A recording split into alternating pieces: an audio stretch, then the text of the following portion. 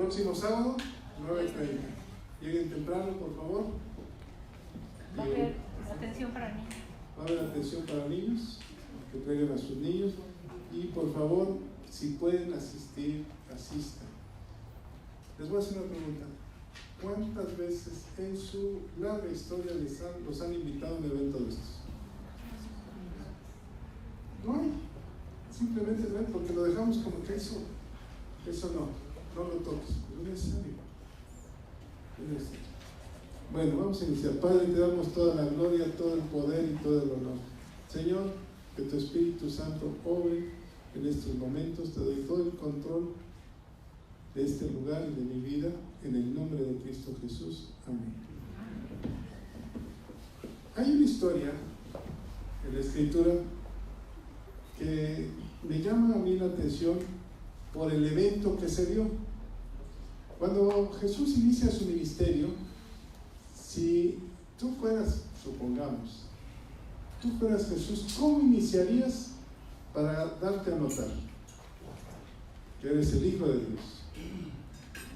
Mira, ya fuiste bautizado, ya se abrió el cielo, y de repente dices, bueno, vas a empezar tu ministerio. ¿Cómo lo harías? A ver, necesito que alguien me ayude.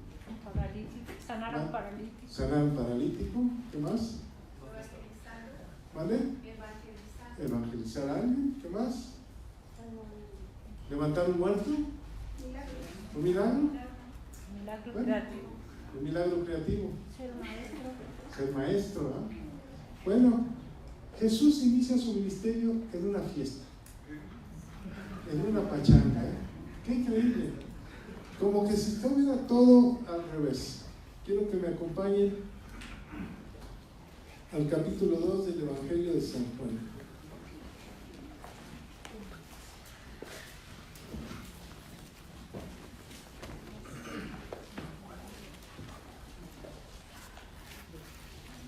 Vamos a leer los dos primeros versículos. ¿Quién me ayuda? Al tercer día se hicieron unas bodas en Caná de Galilea y estaba allí la madre de Jesús. Y fueron también invitados a las bodas Jesús y sus discípulos. Al tercer día. ¿El tercer día de qué? ¿De qué será el tercer día? De haber iniciado, de haberse presentado. Entonces, ¿cuál fue el primer día? Ese es en el capítulo 2. En el capítulo 1 dice que el verbo era con Dios y el verbo era Dios. Y el verbo se hizo carne. Esa es la presentación de Jesús. ¿Me pueden cambiar el micrófono? ¿Me puedes cambiar? La primera presentación de Jesús es que el verbo se hizo carne. ¿Cómo es que el verbo se haga carne? La palabra de Dios es el verbo, ¿estamos de acuerdo? Es palabra. Todas las profecías, los profetas habían declarado palabra, que venía ¿de dónde? De Dios. Un profeta cuando hablaba era la boca de Dios. Todas las profecías se estaban cumpliendo. Gracias. Todas las profecías se estaban cumpliendo. Cuando el verbo se hace carne, es el primer día. El verbo se hizo carne. ¿Cómo es eso? Si Ofelia me dice, oye, Elsa, oye, Ofelia va a venir hoy. Ya la palabra, ¿quién la dio? Ofelia, ¿verdad? Dijo que iba a venir hoy a través de Elsa. ¿Estamos de acuerdo? Y yo creo en esa palabra que ella dio. El día que dice hoy y se presenta Ofelia aquí conmigo, quiere decir que su palabra se hizo ¿qué? Carne. Cierto. Se hizo sustancia. Se hizo verdad. Por eso dice que mi palabra es verdad. ¿Estamos de acuerdo? Entonces, cuando Jesús aparece en la tierra, su palabra se hizo carne, se estaba haciendo realidad. Ese es en el primer día. Por eso en el Evangelio de San Juan, capítulo 1, versículo 14, Dice, aquel verbo fue hecho carne y habitó entre nosotros y vimos su gloria, como del unigénito Hijo del Padre, lleno de gracia y de verdad. Unigénito. ¿Qué significa unigénito? Único en su género, único en su ADN, único en su genética. ¿De dónde venía ese? Del Padre. Lo vimos, dice, en el primer día, cuando se presentó a Jesús.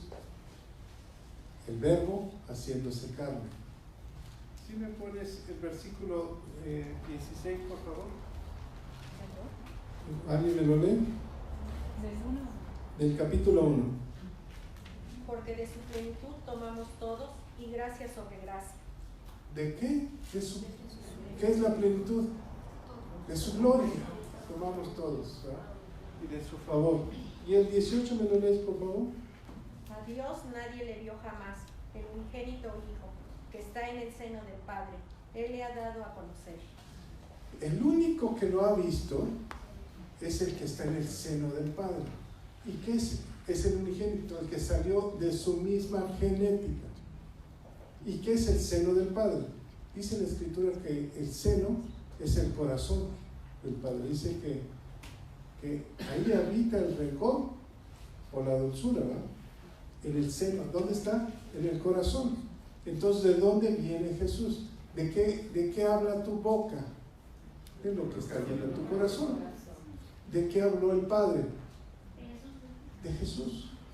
Y Jesús se hizo carne en la tierra. Ok, ¿hasta ahí vamos bien? No se vayan a perder porque está bien complicado esto. Ese fue el primer día. Bueno, acuérdense que fue al tercer día de que una fiesta. Más adelante en el mismo capítulo, el capítulo 1:29, si me lo lee alguien. Bueno, perdón, un segundo antes. En ese momento, cuando Jesús entra en la tierra, estaba Juan el Bautista preparando el camino de la entrada de Jesús.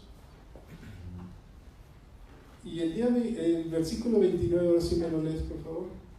El siguiente día vio Juan a Jesús que venía a él y dijo: He aquí el Cordero de Dios que quita el pecado del mundo. La presentación que hace Juan, que venía a preparar el camino, lo presenta como Hijo de Dios, ¿verdad? Así lo presenta. Este es el Hijo de Dios que quita el pecado del mundo. El versículo 35. El siguiente día otra vez estaba Juan y dos de sus discípulos. Estaba Juan. ¿Cuántos días llevamos? El primer día llegó como verbo. El segundo día lo presenta como el Cordero. Y el tercer día dice que estaba Juan con sus discípulos. Y se encuentra, lo busca Andrés, hermano de Simón, Pedro y otro discípulo. Y en el versículo 41 hace la presentación en el tercer día. ¿Quién me lo lee? Este halló primero a su hermano Simón y le dijo: hemos hallado al Mesías, que traducido es el Cristo. ¿Cómo lo está presentando? Como el Mesías, que traducido es. Ese es en el tercer día.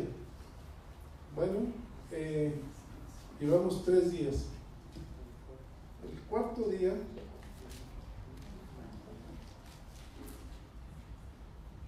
dice la Escritura en el versículo 43, ¿quién me lo lee? El siguiente día quiso Jesús ir a Galilea y halló a Felipe y le dijo: sígueme. Ahí. Empieza el cuarto día. Ahora me lees el 49, por favor. Respondió Natanael y le dijo: Rabí, tú eres el Hijo de Dios, tú eres el Rey de Israel. Entonces, ¿cómo lo presenta? Rabí era maestro. El Hijo de Dios, el rey de Israel. Entonces, ¿cómo se fue presentado los 3 primeros días? Como el Verbo, como el Cordero, como el Mesías, como el Maestro y como el Rey de Israel. Y luego dice en el capítulo 2 que al tercer día de esos 4 días, ¿qué día sería? Séptimo día. Para los judíos el primer día empieza el domingo y el séptimo día es el sábado y vuelve a empezar. Nosotros hemos tomado otra cultura y el primer día sería el lunes, ¿verdad? El primer día de la semana. Pero los judíos el séptimo día era el sábado. Entonces las bodas se celebraban el sábado, en el séptimo día. Y dice en la escritura, ahora si regresemos al capítulo 2, que había una boda en Caná de Galilea. Caná de Galilea, Jesús era de Nazaret. Jesús ya andaba con 3 o 4 discípulos: Andrés, Simón, Felipe y Natanael. Iban caminando y dice que había una boda y estaba ahí la madre de Jesús. ¿Quién está dando este relato? Juan, no Juan el Bautista, sino Juan el discípulo, ¿verdad? El apóstol. ¿Estamos de acuerdo? Él dice, ahí estaba la madre de Jesús. Había una boda y fueron invitados Jesús y sus discípulos. Entonces la madre de Jesús ya se encontraba en la boda cuando llega Jesús con sus discípulos. Versículo 3 y 4, ¿quién me lo lee? Y faltando el vino, la madre de Jesús le dijo, no tienen vino. Jesús le dijo, ¿qué tienes conmigo, mujer? Aún no ha venido mi hora. Fíjate, el que les faltara el vino era un problema. Imagínate, es tu fiesta, te falta el vino, te falta qué beber o te falta la comida. ¿Alguien ha ido a una fiesta donde pues, no le sirvieron de comer ni de beber nada? ¿Se acabó?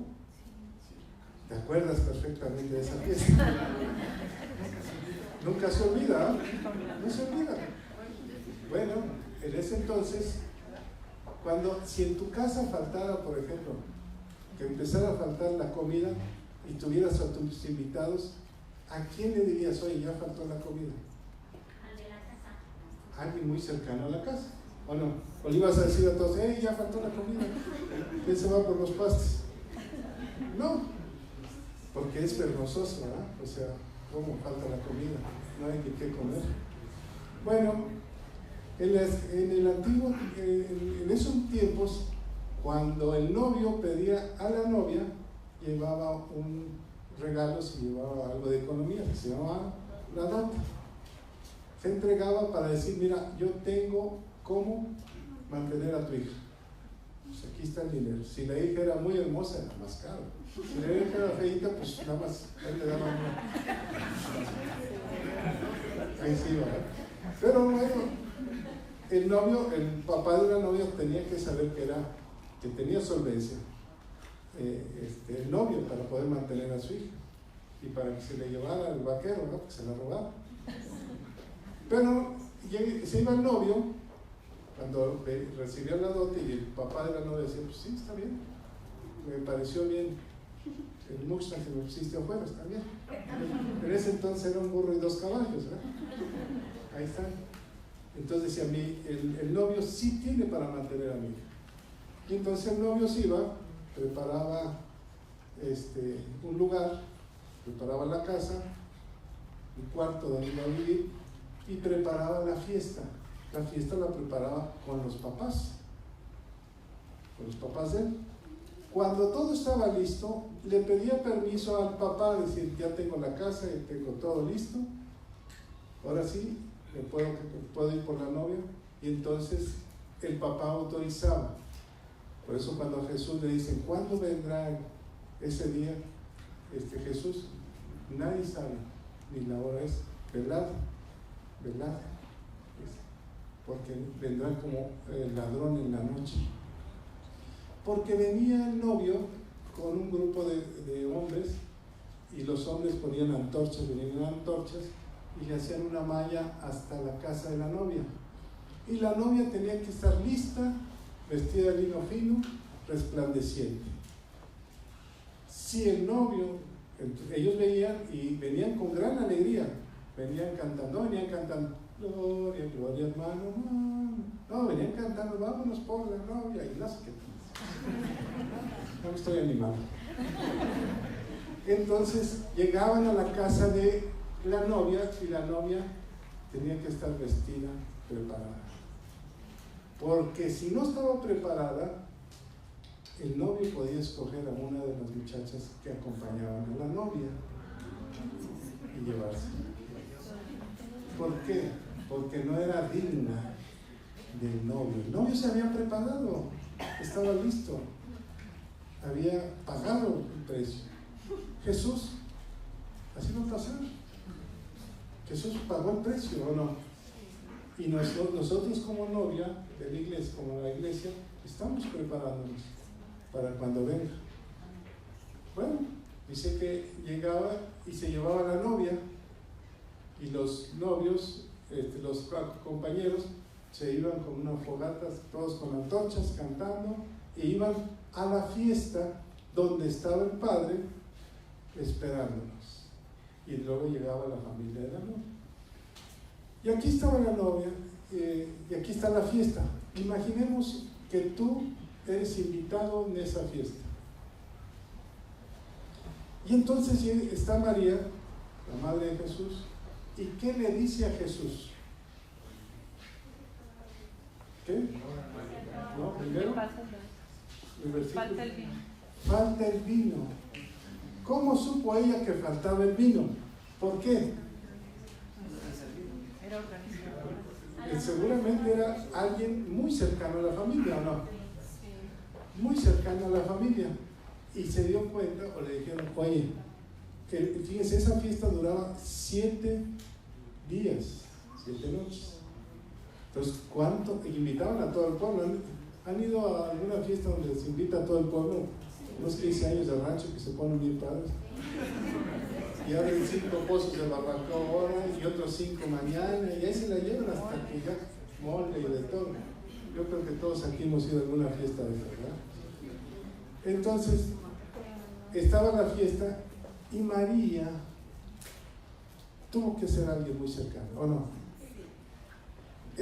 Miren, era una vergüenza que se acabara, y en los papás de la novia podían demandar al novio, porque el novio había sido un fraude, porque cuando llegó la dote, ellos pensaron que tenía la economía para mantenerlo y para hacer la fiesta. Y entonces, a media fiesta, no dice en qué momento, pero imaginemos que estás tú a media fiesta y te dicen, se acabó el vino, se acabó la comida. Entonces era un fraude. Y como el novio estaba en la recámara, duraba 7 días en la recámara con la novia para que se consumara el matrimonio, entonces ya no le podía regresar a la novia, y era la señora. Y entonces la familia podía demandar. Era algo muy delicado en ese entonces, ¿verdad? Aquí a lo mejor dice uno, no, se acabó la fiesta y ya todos a volar, vamos. Pero en ese entonces era muy, muy delicado y era vergonzoso. Y entonces María, ¿qué papel tiene en ese momento? Alguien muy cercano. Ahora, si el novio era pobre, o sea, de escasos recursos, y no tenía para terminar la fiesta, entonces juntaba a la familia y juntaba padrinos. Cualquier parecido es pura coincidencia. Juntaba padrinos que del pastel, padrinos de esto, padrinos del otro. Fíjense cómo se ocupaba, ¿eh? Y los regalos en Liverpool y todo eso. La mesa de regalos. Pero si no era pobre, pues desde antes se organizaba. Pero aquí el detalle es que la familia estaba quedando mal, iba a quedar en vergüenza.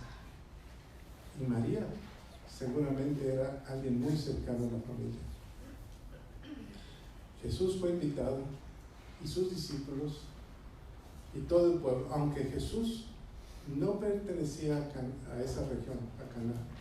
Él era de Nazaret, estaba alrededor de 9 kilómetros de distancia, pero fue invitado. Y entonces se voltea a María y le dice, falta el vino. ¿Qué te ha pasado haciendo una fiesta? Pues ya falta de comer, pues vete por las pizzas aquí que están baratas, están en promoción. En ese entonces era muy difícil. ¿Qué hacemos? ¿Qué va a pasar? ¿Qué va a suceder? Se acabó la fiesta. No podemos quedar así. La respuesta de Jesús, ¿cuál fue? ¿No lo leyó Enrique? Jesús le dijo, ¿qué tienes conmigo, mujer? Aún no ha venido mi hora. ¿Es su mamá o no? Respuesta fue, Mujer, ¿qué tienes conmigo? Aún no ha llegado mi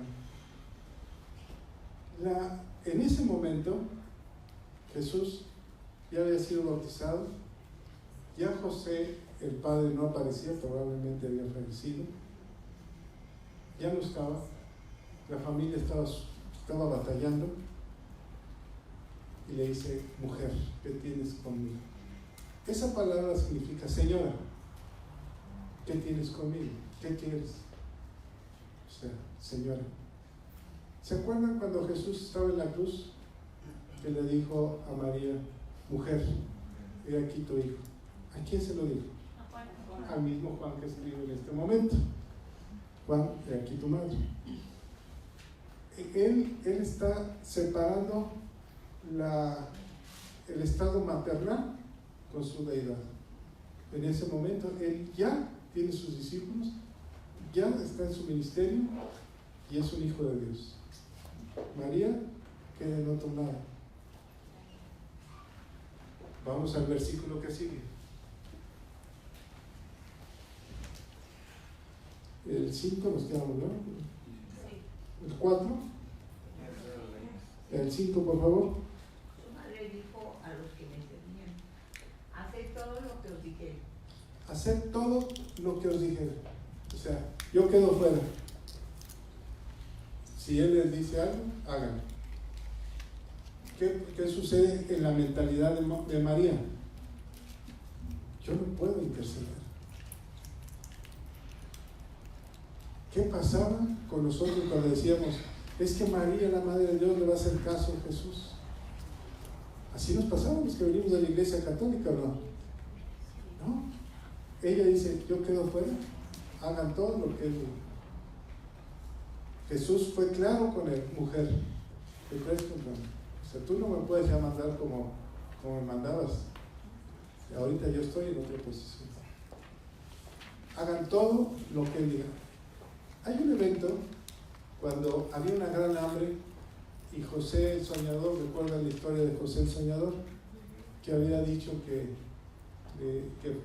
estaba en la cárcel, interpreta un sueño del faraón y el faraón lo hace segundo del faraón y le dice, entonces José empieza a mandar ahí en Egipto. Viene una gran hambre y se acercan con el faraón y el faraón dice estas mismas palabras, hagan todo lo que él les diga. Yo quedo a un lado. Porque faraón había dicho, porque el Espíritu de Dios, de su Dios, es Dios y está con él. Y entonces María reconoce, Él está con él. El único que es omnipresente es ¿quién? Dios. María es omnipresente. Entonces si tú vives en China y le estás pidiendo allá y vives acá, ¿te está escuchando? No, el único que escucha omnipresente es Dios. Por eso María queda afuera, como la madre. De ahora en adelante, ya quedó, no me meto. Señora, ¿qué quieres? En otras palabras, con todo respeto. O sea, conmigo ya quedas fuera. ¿Qué hace Jesús? Vámonos al siguiente versículo. Dice que, ¿a quién le dice? A los que le servían. Estos personajes tienen mucho que ver porque nosotros somos servidores de Dios. ¿Qué es un servidor? Hay servidores que pagan y hay servidores voluntarios. ¿Cómo te consideras tú dentro de una iglesia? ¿Un servidor? Un servidor, uno que sirve. ¿Jesús vino a servir? Sí, lavó los pies de los discípulos, ¿o no? Pedro le dijo, no, a mí no me los laves. Dijo, si no te los lavas no entras, lávame todo el cuerpo. Entonces Jesús vino a servir, a enseñarnos a servir. Y si no le servimos al Señor, ¿qué va a pasar? Nos servimos. ¿No? Simplemente que realmente no somos servidores. Y aquí hay unas personas que son siervos, que son servidores, y de aquí en adelante se ponen a las órdenes ¿de quién? De Jesús. Y estaban ahí, versículo 6, ¿quién me lo lee por favor? Y estaban ahí 6 tinajas de piedra para agua, conforme al rito de la purificación de los judíos, en cada una de las cuales cabían 2 o 3 cántaros.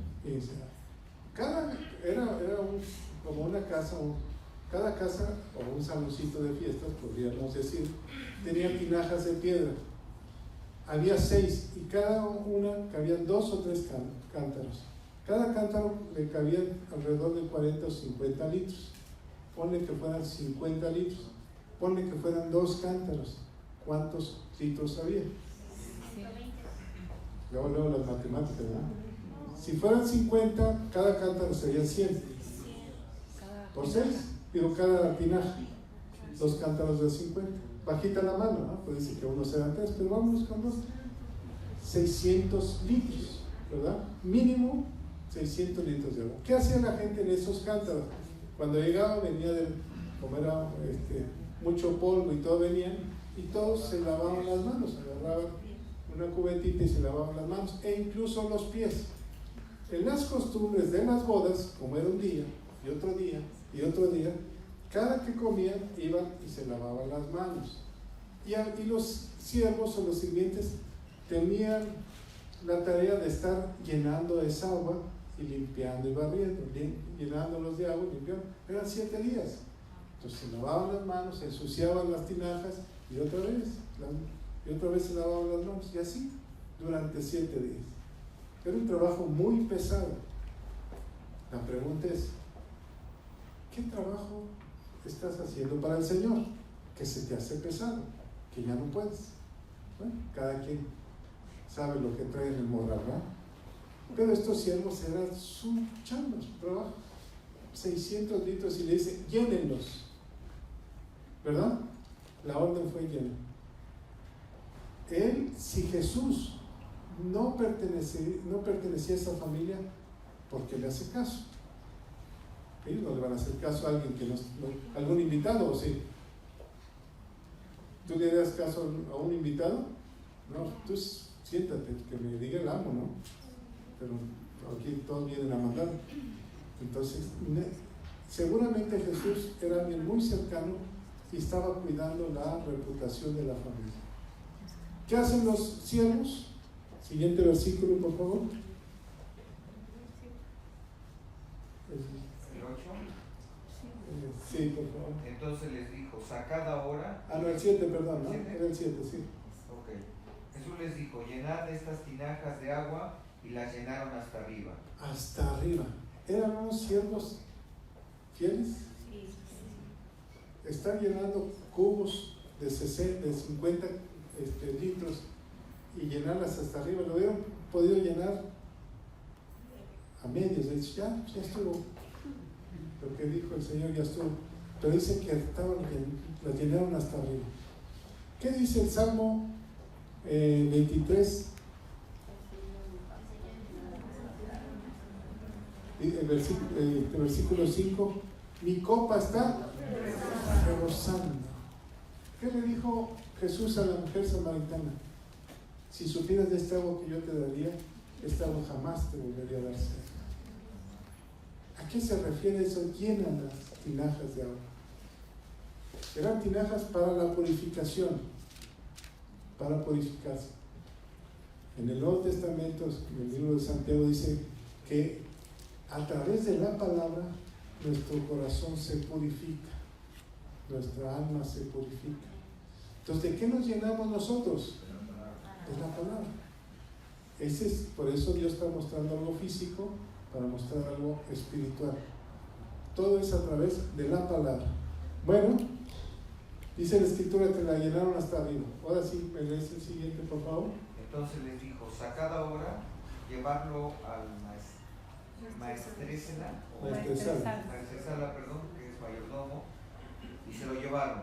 El maestresala, hay un personaje que era el maestresala, ese se encargaba de que los platillos salieran correctamente y que la bebida se sirviera correctamente. Serían 7 días, pues no podía ser una pachangona, ¿no? Ahora, ¿cuál era la actitud de Jesús en una fiesta, en las bodas? ¿Cómo sería la actitud de Jesús? ¿Cómo es la actitud del cristiano en una fiesta? No, hermano, no puedo. ¿Aburrido o escandaloso? Ninguna de las dos. Equilibrado con dominio propio. ¿Estamos de acuerdo? Equilibrado. La gente seguramente le gustaría hablar con él porque es bonito sentarse en una fiesta cuando hay un tema que puedes hablar de todo, de muchas cosas. Bueno, lo más triste de una fiesta es cuando tienes el ruido aquí, que no puedes ni ver a la persona que está al lado porque no lo oyes y estás, ¿qué dices? Se te hace pesadísimo una fiesta, ¿no? Pero Jesús, ¿cuál era la actitud del cristiano? Y entonces el maestresala, hay un personaje que se llama Nehemías. ¿Alguien lo recuerda? Sí. Era un maestresala, era el que le servía el vino al rey. Es más, lo probaba antes para que no estuviera envenenado y matara al rey. Entonces, este maestresala es muy importante. Le llevan, fíjate, los siervos, la obediencia de los siervos. Le llevan agua, un cubo de agua, como si fuera vino. ¿Cómo se lo llevan? ¿Por qué se lo llevan? ¿Qué dice el siguiente? El 9, ¿verdad? ¿Quién me lo lee? Cuando el maestresala probó el agua hecha vino, sin saber él de dónde era, aunque lo sabían los sirvientes que habían sacado el agua, llamó al esposo. ¿Los sirvientes qué sabían? Era, ¿para qué le llevan agua al maestresala? ¿Para pruebe qué? ¿El agua? El agua Si para fuera un maestresala, purificarse. ¿no los hubiera corrido? ¿O no? ¿Vale? Aquí el problema, el detalle es la obediencia de los siervos, los sirvientes. No les interesó otra cosa, nada más que ir y llevarle ese. Ellos no sabían que era vino, ellos no lo podían probar, ¿o sí? Ellos le llevaron el agua. Ahora, si el capataz era muy enojón, ¿qué hubieras hecho tú? ¿Por qué me traes una botella de tequila con agua? ¿O no? ¿Qué quieres? ¿Te estás burlando de mí? ¿Qué le dirías tú? Pruébala, jefe, pruébala. ¿Qué pruebo? Es agua. Ellos no saben que es vino. Ellos son obedientes. A veces no sabemos lo que va a pasar. Lo único que tenemos que es obedecer.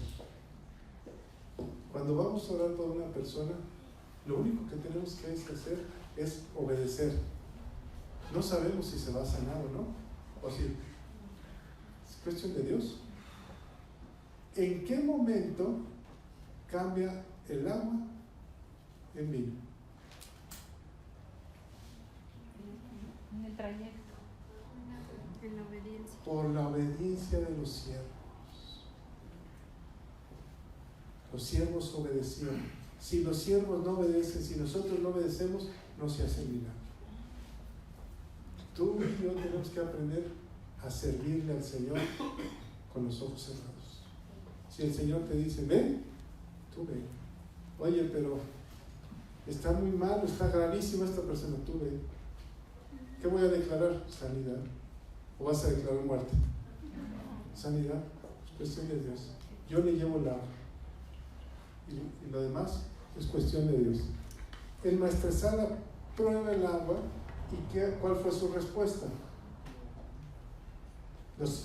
Fíjense, aquí es muy importante, los sirvientes sabían de dónde la habían sacado.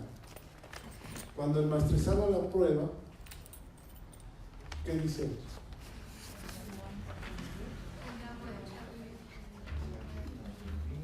¿Quién me lee el siguiente? Y le dijo, todo hombre sirve primero un buen vino y cuando ya han bebido mucho, entonces el inferior, mas tú has reservado el buen vino hasta ahora. Hasta ahora. ¿Cómo estaba el ambiente en la boda? Cuando ya han bebido mucho. ¿O no? Entonces, ¿cómo estaba el ambiente? ¡Yupi! ¡Yupi, yupi! ¿Felices o no? Entonces, ya han bebido mucho. ¿Qué día sería? Tal vez sería el quinto día, el cuarto día, no lo sé. No dice exactamente. ¿Por qué el Señor les dio 600 litros de vino? Que siguieron así.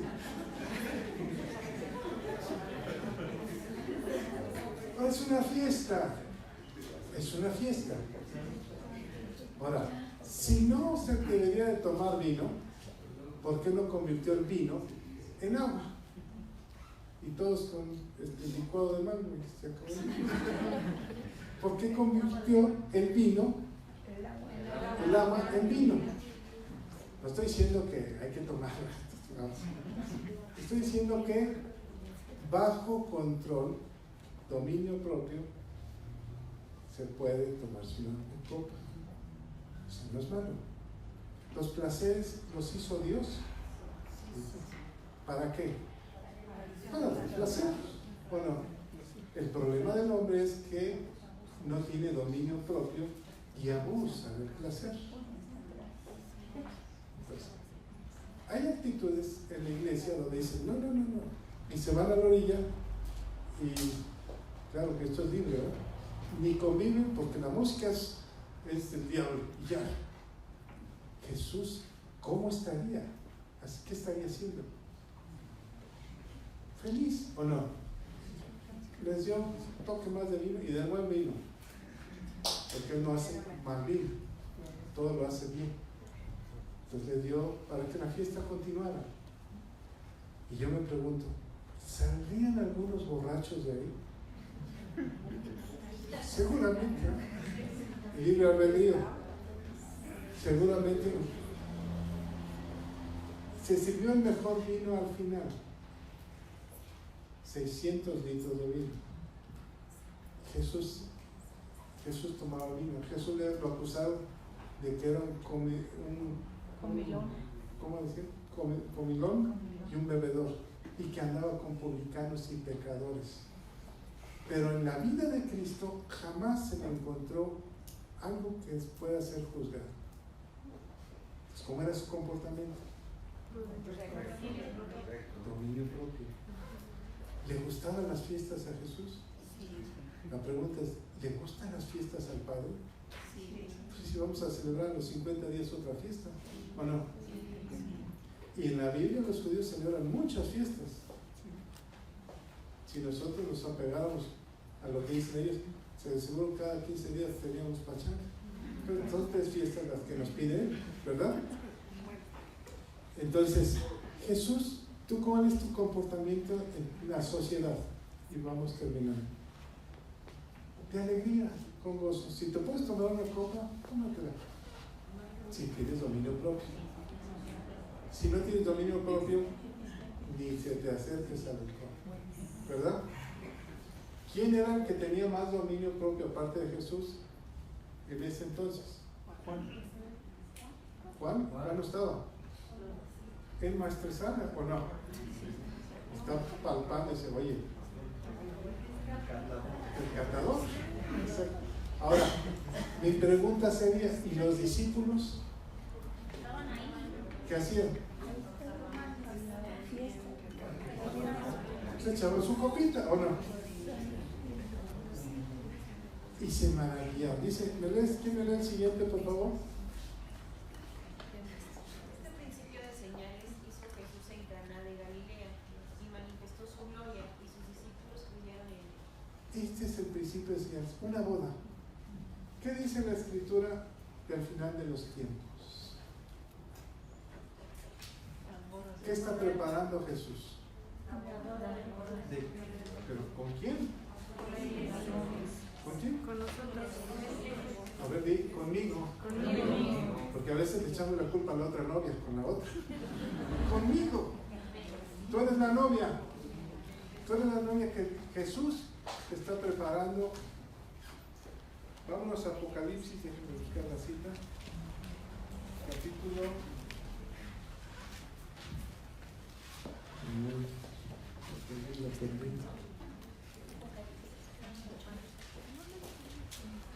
Capítulo 19, versículo 17. Perdón, 19, versículo 7. Gocémonos y alegrémonos y démosle gloria, porque han llegado las bodas del Cordero y su esposa se ha preparado. ¿Ya te preparaste? Entonces, alegrémonos. Ahora, ¿qué viene en la boda? Miren, ¿en qué fase estamos? La primera es, ¿ya pagaron el precio? ¿La dote? ¿En qué precio fue? La de Cristo. ¿Ya lo pagó por ti? Segunda etapa. ¿Ya estás desposado? ¿Estás apartado? Ya, estoy apartado. ¿Qué tienes que hacer para estar apartado? Guardar. ¿Se acuerdan de María? María dijo, no he tenido, no conozco varón. Ya estaba apartada, ¿verdad?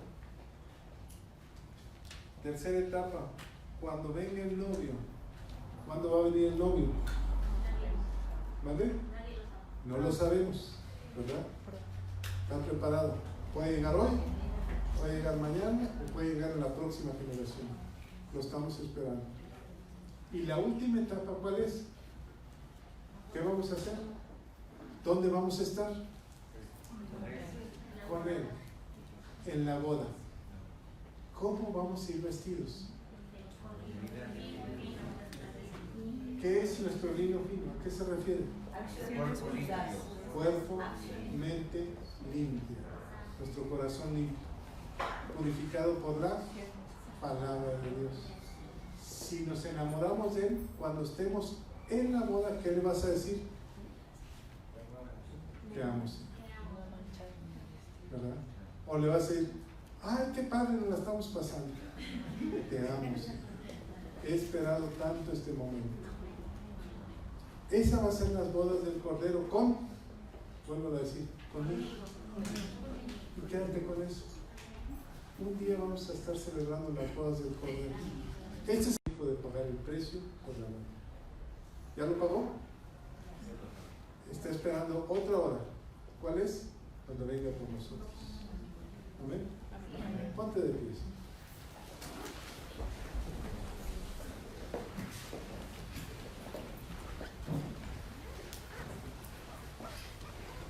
Pueden pasar los de la alabanza. Ahora tenemos un nuevo integrante, que es Luis, es un bajista profesional. Ha ido desde Mexicali. Denle un aplauso.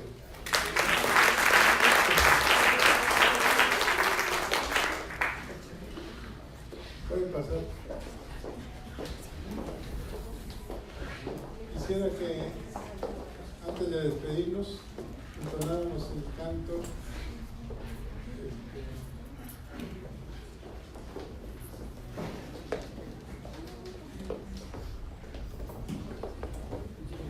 se llama Amor sin condición. ¿Sí? ¿Lo cantamos?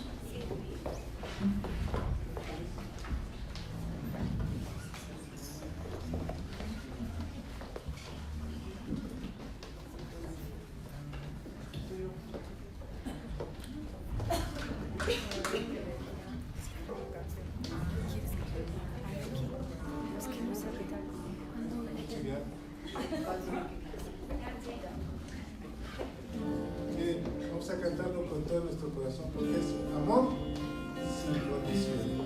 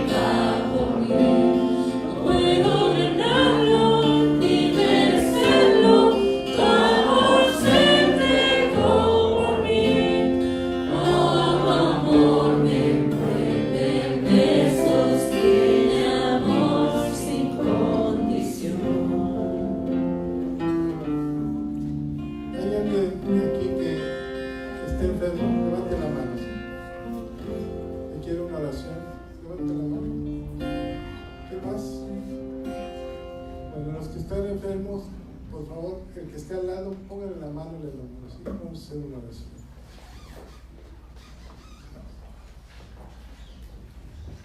Lo vamos a hacer con toda nuestra fe. Padre, en el nombre de Jesús, Señor, nosotros somos como esos siervos que obedecieron tu voz sin saber lo que ibas tú a hacer. En este momento, Señor, te pedimos que sea tu mano sanadora, Señor, tu mano poderosa, sanando toda enfermedad y toda dolencia. En el nombre de Jesús, toda enfermedad en el vientre, Señor, sánala, Padre. De la sangre, diabetes, Señor, sánala, Padre. Señor, todo cáncer, sánala, Padre.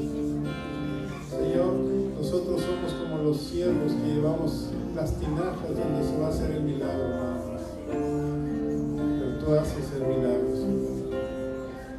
Hoy declaramos un milagro, Señor, en la vida de estos cuerpos enfermos, Señor. Sánalos, Padre, en el nombre de Jesús, Señor. En el nombre de Jesús.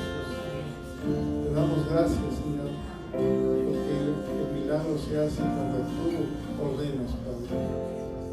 Amén, Señor.